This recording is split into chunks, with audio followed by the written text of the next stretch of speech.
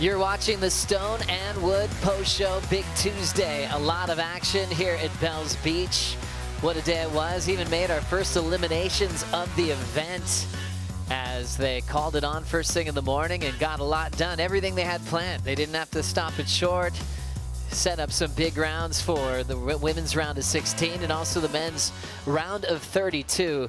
Thanks for being with us on the Stone and Wood Post Show. Joe Turpel, Felicity Palmatier, and Richie Lovett.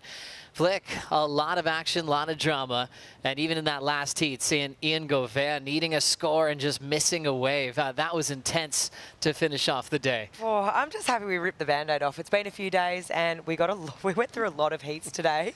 We did, and it was good to see. There was heaps of excitement. Had the men out there, the women out there, and we sent some people home. Richie, you boys said you never really minded onshore bowl. We got to see that today.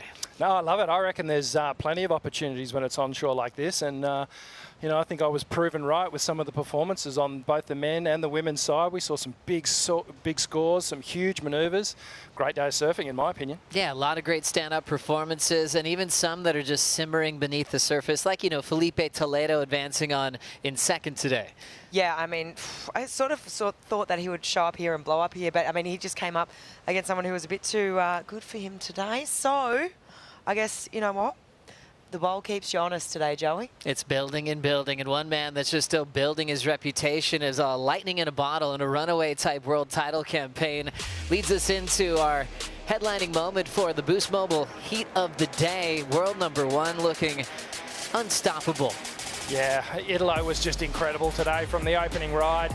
Have a look at some of these turns, just so committed through the bowl section, in complete control and really ticking all those boxes of what the judges want to see. The high-risk manoeuvres, the progression, the commitment, even down to the flow, all the way through to the inside. And we saw Xavier Huxtable put together some great manoeuvres as well, connecting. This was a tough heat on paper. It certainly was. Italo kept on rolling. 7.17, 8.5, his top two marks, 15.67 total. Timing incredible. And he's had that every single event, even when we're going from pipe to the pool, to Portugal, to El Salvador, he still looks like the best surfer in the world.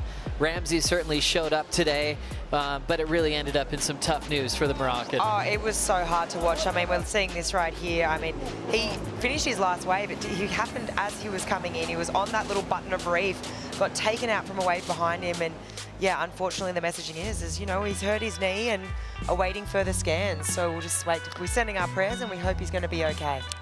He had to withdraw from the elimination round, so out of the event already with that injury. Xavier Huxtable, wild card once again in this event, looked really strong, advancing along with Italo Ferreira into the round of 32. Xavier still with an outside shot to go all the way. A lot of locals are predicting that he's better than ever and could potentially ring that bell for the locals. How would that be, Flick? Whew, I mean, that's a big run all the way through to the final. You've got some, I mean, I just think one heat at a time. It sounds so cliche and so silly to say, but it's just the quality of surfers and surfing that we saw today was, well, obviously world class, and just one heat at a time. That's right. We've got to pace ourselves, but it's fun to predict long runs all the way to the final. That's where Allejo Muniz wants to be. Right now, he's got a chat with Rosie Hodge. Yeah, what a wild heat, a hard-fought win for you. Just take us through that one, from buckling the board to getting, holding off people with priority on that last wave, increasing your lead. How did that one eventuate for you? Yeah, thanks. Yeah, it was a hard heat. Soon as I knew I was going against two friends and two amazing surfers, I knew it was going to be a hard heat. Actually, the hardest part of the day was to get back up after having a shocker on my first heat, and you know, and I went back home so mad, and Adriano was just like talking to me, and I was like, yeah, I have another chance, so I would try to not make the same mistakes. I wait 15 minutes for my first wave, and then I buckled my board on that wave. But I'm glad that I got on a really nice rhythm. I only caught 3 waves, but yeah, happy to make this heat. Great performance, and just talking about going against friends, going against fellow countrymen, you're going to be matching up with Iago Dora in the round of 32. What do you make of that one? I know Iago since we were kids. He's on the top 5. He's an amazing surfer. I'm sure it's going to be a really hard heat. I will try to do my best, and we'll see how it goes. Allejo, thank you for the time, and well done on the heat win. Thank you. Thanks a lot, Rosie. Allejo Muniz, all heart, all passion, just to put himself back on the tour, taking about 8 years of just regrouping from first crazy knee injuries and to get himself back into this kind of flow. I mean, he will do anything in his power to win that heat tomorrow against Yago Dora, Rick. Yeah, it's going to be a tough one because Yago Dora is on some kind of heater at the moment, up in the top 3 on the ratings at the moment. Really strong backhand, so it'll be a good conflict of styles here. We're going to have one on the forehand, one on the backhand, and Yago, I reckon, is one of the men to beat out here for this event. So he's going to be up against it, but I mean, we talk about resilience. Allejo Muniz has it. You know, he's proven that he will just get up time and time again. He'll take it to him. And with a coach like Adriano de Souza, world champ, Bells champ, Alejo's in good hands. Looking forward to that matchup maybe as soon as tomorrow. One other heat that's really popping out, though, was elimination round heat number 1. Matthew McGillivray off the final at Punta Roca got sent to the elimination round, but he just went absolutely loony along with Jackson Bunch. Yeah, this was a good heat. I mean, Joe, we were calling this, and Jackson right here just demonstrating absolute precision. I mean, 2 big backhand belts here. I think he gets another couple done on the inside. And he was sort of, you know, looking really good, looking really strong. I think he locks in a 6.5 for this one here. Goes to the left on the inside. Not surprised, being a goofy, but, I mean, this was the man to beat. Matt just put on a clinic, and he picked up right where he's left off in Al-Sal. Obviously not happy to be in this elimination round, and he just has such a good relationship with this wave. Just a good read on it, and not trying to rush anything. Nice pace surfing, but I mean, this moment here, absolute hammer. It was just so beautiful to watch. I think it was 7.43 for that. I mean, all that points really coming from that last explosive maneuver. So yeah, Matt, looking on fire. It was just one of the cleanest heats I've seen of Matthew McGillivray, where every time he made a decision, it was better and better, and he really surfed like he owned that lineup. That was just total domination for McGillivray. Jackson Bunch advancing along with him, and the tough part for Edgard Grangia in the rookie class. Rick, that's the 2nd consecutive knockout in the elimination round. Yeah, you know, he's definitely having a bad run at the moment. He's had a couple of 17ths, I believe, and then a string of 33rds. So he's in a real tough position as we come into 2 more events before we make the cut for Edward there. So he's going to have to really find these final placings in the next 2 events. But great performance from McGillivray, and Jackson Bunch. He is fast becoming one of my favourite surfers on the tour. I love the energy and the excitement that he's bringing.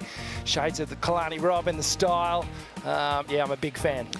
Also, Matty McGillivray, quarterfinal, then to a semifinal, the last 2 starts at Bells Beach. Let's see if he can go one step further and make his first final at this venue on tour. More action from the elimination round. That was impressive. Luana Silva was a big part of it.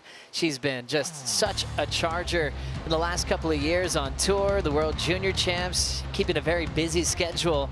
She doesn't like these elimination round heats. They are stressful, but she ended up on top of a heat that included a world champion. Yeah, for me, Luana, her strengths is her rail game, right? And just that big open face carve that she has. And I think for me, it's wave selection too. I mean, she obviously jams it up in the pocket here, but yeah, it's wave selection on days like that. She was able to identify those waves that she wanted and go to her strengths, which is those open face carves.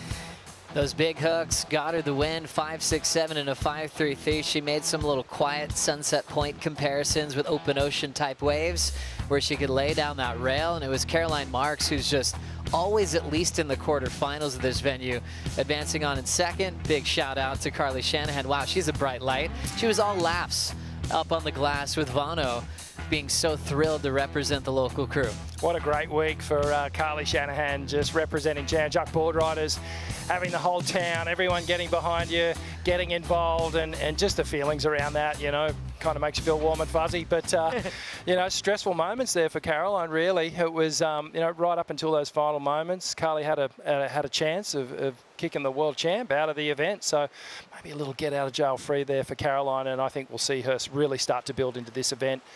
It's pretty interesting how quickly these surfers go from grommets to then growing up in juniors and then being in the main event. That's why we always want to check in with the WSL Rising Tides program.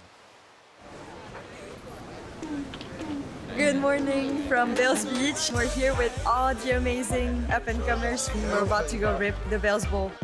The waves are pumping and these guys are ready to go shred, yeah? All of them? Yeah. It's going to be you. We live here and I reckon it's really fun. Surf with the pros. 110%. 111%. Not only do we have our next generation coming down and meeting all of our top pros, but they get to share the lineup with them. Vibes are high. Rising tides. The long-term goal of Rising Tides is to develop our next generation of women. We'd love to see them on the tour, and if they're just surfing every day with their friends, that's also great. The energy was so contagious. All the girls were just like smiling ear to ear. I had a ball, surf rings around me, but that was so sick. Everyone was going everywhere. Very oversized head. So big. I reckon you'll be comfortable out here in no time.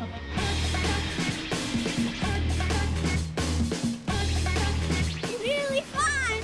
Surfing and watching everyone rip. I saw you and I caught one. Early kids. To be in the water surrounded by this energy and that rising tide of women is so special. I never had that at their age. Just to feel so welcomed is what it's all about. Rising Tides! Really love that addition. Just happened just the other day right here at Bells Beach. The future's in great hands, and we always expect that here at Bells. It's a long-standing tradition. They know what it's all about. It reminds me of seeing India Robinson. Seems like yesterday as a little kid, then into the main event. It's one of the best processes we see at this great venue on tour. Well, as we know, we had a big Tuesday today. We had a long, series of lay days. Let's find out if we could be running heats tomorrow as we bring up the Surfline forecast for Wednesday. You reckon we're on, Rick? I think there's a really good chance. We'll definitely be down here in the morning. And look, I think this swell will potentially peak overnight. We've probably seen the biggest of it already. But I was impressed with the lines. We actually started to see really defined lines coming into Bells from sort of mid-morning. You can see all that red activity where that circle is right now, just getting pushed up into the bite. But this will start to die off overnight, and we'll see it taper off tomorrow. The next 4 days looking pretty promising though. Originally this forecast we were sort of scratching our heads going, what are we going to do? But looking good now. So if we look Wednesday all the way through to Saturday, we have options there. We are going to have to duck and weave through the wind. It is going to have moments where it's nice and offshore all the way through the day on sort of Thursday, Friday, but then it kicks again on Saturday. So it's going to be just picking the eyes out of when the wind and the swell turn up together and they want to party, and we'll be here for the action. Yeah, talk about a party. Look at some of these hydrolite heats to watch. Oh my goodness. Oh, wow. Two great friends, one a vet, one a rookie on tour going head to head. Isabella Nichols, Aaron Brooks. Flick, what do you think? Well, I mean, I just see this as a sisterly rivalry right now. I think it's big sis taking on the little sis, and I don't think any of them are going to hold back because, I mean, you've got obviously Aaron coming on board as a rookie. Isabella, you can almost say, is a veteran these days. And Isabella just off one of her best results this year so far, second in El Sal. Aaron just finding her strides on tour. But it's going to be a big clash because I think when you're so close as friends, it makes that matchup so much more intense. I think you can give it to each other a little bit more. So that is definitely a heat to watch. Hydrolite heat to watch on the men's side. World number 1, Italo Ferreira, will be with the wild card, Xavier Huxtable. What are you seeing there, Richie Lovett? Well, I see a huge mountain to climb for Xavier. This is... if the form of Italo Ferreira is anything to go off today, he is honestly the man to beat at the moment. He just threw down some of the biggest scores, looked totally in control and was in full attack mode, and that's what we expect from Italo Ferreira. So Xavier is going to have to come in with the attitude, I'm going to compete and I'm going to go at this pressure free. I've got nothing to lose and try and take it to the #1 surfer in the world at the moment. He's going to have the home crowd behind him. He's going to have the support of the whole town. So perhaps that can rise him up. He's certainly got some talent, and it's going to be a really good matchup. That is massive. It's massive. We love wildcard stories. We celebrate them because it's like someone coming out of the woodwork and just changing everything we know in the world. Title race for Italo. He's on the strongest start I've ever seen. And then Xavier's bigger, stronger, wiser, and he'll do everything it takes to do it for the locals here in Victoria. Well, a lot to digest today here on the Stone and Wood Post Show, and it comes to the BioGlan Daily Dose to work out the best 5 moments that we saw go down today on the bowl.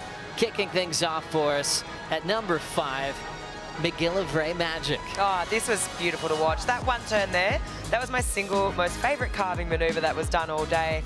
Just perfect timing, a demonstration of beautiful rail work. And to your point, Joe, he just kept going from strength to strength in this heat, just absolutely building on every score, and just a sign of good things to come. He's just continuing the momentum he had in LSL and bringing it to the bowl. Fantasy teams, you still have a chance to pick up McGillivray. Number 4, wild cards come out firing. Morgan Siblick, quarter last year as a wild card. Let's see if he can go all the way this year. Yeah, well, he'd have good feelings from last year's performance. And I'm loving seeing Morgan Siblick back in form. There was that slump when he got knocked off tour. The surfing perhaps wasn't there. I don't think mentally he sort of adjusted, and it's like a full reset now. He's working with Nathan Hedge. The boards are looking super spicy under his feet. And again, another one of these men that's in attack mode. He just didn't look phased at all, didn't look out of place, and Morgs could go deep in this event. Number 3, it's all the talented women that survived the elimination round from Silva, Marks, Bettylou, Aristarbe. Gave us some drama tonight. Oof, there was definitely drama. I feel like Luana got she got the job done, but Caroline was a few nervous moments there for a bit. And I mean, Luana, we spoke to it before, she put on a good performance, found some nice waves. Bettylou, obviously, as well, she put on a really good performance. But for me, it was Nadia, in that last one coming up against Vahine, and it was just nail-biting. There were only small scores that they were chasing there, and Nadia actually found out as she was on the beach that she made that advancement through. So, I mean, yeah, it's just nervous times, and you can see how much it means to these women, especially someone like Nadia who's, she's come in, she's got that replacement surfer, so she wants to make the most of her time on tour. And I mean, yeah, this is her first time here to Bells, I believe, as well. So just such a learning curve for her, and it's not an easy wave to figure out. So, yeah, you'll take it where you can get it. So you see the emotion here, and gets to live to fight another day. Gosh, that was so clutch for Nadia Aristarbe. Coming in number 2 on the BioGlan Daily Dose, rookie lighting it up, Cleland Jr. It was just a dose of full tilt power when Alan Cleland paddled out into the lineup, really took control of this heat from the opening moments, and I love the way he's approaching this wave. It's attack when the sections pop up, some smooth rail work all the way through to the inside, and then he goes again, doesn't lay down, just sees these sections in front of him. And I love this power brand of surfing. It's sort of reminding me of Matt Hoy, and he's rung this bell out here. And, this guy he doesn't seem phased with his opponents. It doesn't matter who he's up against. And, again, his style really suited to these Bells bowls. Such a popular athlete. Remember, Toledo was in that heat. He got the win, and winning the Stone and Wood Post Show and the BioGlan Daily Dose. World number 1, Italo Ferreira, fired up with an 8.5, 15.67 combined total today. Oh, I'm not surprised. He's just looking so on point, and I love to see it. I love to see the Goofs do well out here on the bowl. It's a tricky wave to surf, and it's hard on your backhand. I mean, yes, you can wind up, you can get tighter in the pocket, but there's the argument that you're not facing it. You don't have that full awareness. And I mean, Italo is showing like no signs of that. He's just so aware of where he wants to place his turns and just wave selection. And he's just taking off on these big waves, set waves, and absolutely belting it. Big sections, big turns, and that's why he's in yellow. He's really learning to balance that energy, that fired up feeling. Today, he really looked calm. He looked like he was like, okay, I'll match the pace of this wave. I'll be patient when I need to and really make those turns look big. He knows the recipe here at Bells Beach. 100%, and I feel like Bells Beach actually does something to Italo's surfing that looks amazing. It just irons it out a little bit. It makes it super smooth. And it's, well, he's had the win out here. He knows how to win at Bells. Very true. He would be a great pick as your power surfer to get double points on your fantasy lineup. And here's a great tip. If you had anyone lose in the elimination round, you could change your team. You're actually allowed to do that. Change your team. Look at the matchups on worldsurfleague.com. Make sure you don't have friendly fire. Oh my gosh, Richie Lovett's doing it right now on set. Let me just check. Check out your Tier C. Plenty of time to do that tonight, though, and look at that draw so you could win in your fantasy clubhouse. A lot of kind of usual suspects showing up, and a lot of people surfing with kind of a lot to prove at this point of the season. I think all eyes are going to be on Tier C. See how many people picked both Colapinto brothers, both sitting in a very similar spot on the rankings. Yeah, I did. I'm guilty of it. I had them both in there. So, I don't know. I may have to do some shuffling tonight. Yeah, quickly on Griff. You know, liking his form today, Flick? I am. You know what? I've actually liked his form all year. I just think he's unfortunately come up against some really tough heats. I don't think it's his surfing. I think it's just sometimes that's the way the cookie crumbles and you feel like you're doing everything you can not to, and it just, things aren't flowing. And maybe this is an event where it's going to start clicking because he was surfing great today. Yep. I love it. Well, thanks for everybody watching. A big day of competition here at Bell's. Remember, tomorrow morning could get going as early as 8:15 local time with either the women's round of 16 or the men's round of 32. So long from Bell's Beach. We'll see you bright and early.